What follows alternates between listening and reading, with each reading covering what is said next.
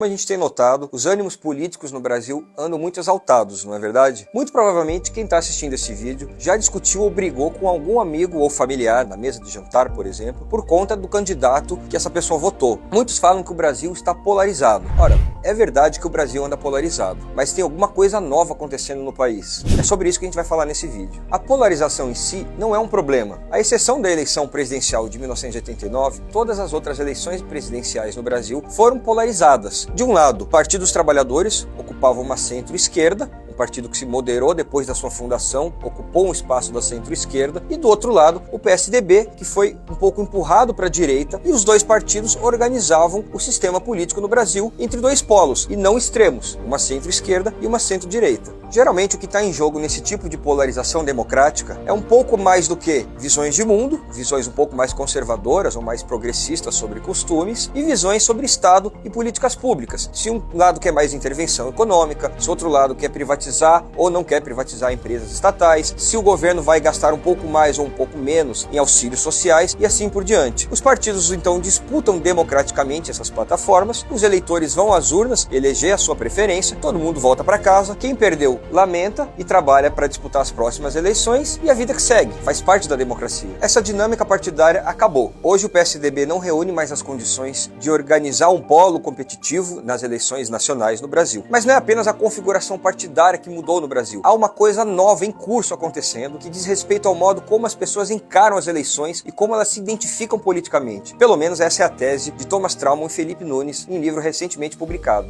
Com base em fartos dados levantados pelas pesquisas da Genial Quaest ao longo dos últimos anos, os autores nos mostram que há em curso uma nova relação com a política no Brasil. Aquela velha polarização PT-PSDB que orientou boa parte da nova república foi suplantada por uma nova lógica de identificação política, e ela é sobretudo afetiva. Ora, e o que isso quer dizer? Isso quer dizer que aquela velha polarização ideológica entre políticas públicas, preferências por mais ou menos Estado, mais ou menos políticas públicas setoriais que orientavam as disputas eleitorais anteriores, foi substituída por uma polarização que é baseada nos afetos dos eleitores. Agora, o adversário não representa mais uma outra visão de Estado ou de políticas públicas. Ele passa a representar uma ameaça à nossa forma de viver, à nossa existência, à nossa forma de estar no mundo, ao nosso comportamento, à nossa forma de se relacionar, religião e assim por diante. Essa polarização democrática é comum em muitos países. A exemplo, como era até pouco tempo atrás, nos Estados Unidos, entre democratas e republicanos. E ela aparece também em países parlamentaristas, por exemplo. No caso do Reino Unido, por exemplo, Partido Trabalhista e Partido Conservador organizavam as eleições naquele país. Esse novo tipo de polarização traz uma consequência política muito importante. Se agora a nossa posição política passou a ser parte da nossa identidade, uma vitória do adversário é visto como algo inaceitável, algo que deve ser impedido, que não pode acontecer de maneira nenhuma. Isso, por sua vez, gera uma outra consequência muito importante. As divergências políticas não acabam depois das eleições. Os autores também nos mostram um outro efeito muito importante dessa polarização afetiva. Uma vez que as divergências políticas não se esgotam depois das eleições, mas elas permanecem no dia a dia, as posições políticas acabam se calcificando. Isso quer dizer que as pessoas ficam presas na sua identidade política e nas suas opiniões sobre cada uma das questões. Os principais achados do livro podem ser resumidos então em dois conceitos. Polarização afetiva, essa que é baseada nos afetos dos eleitores, mais do que em preferências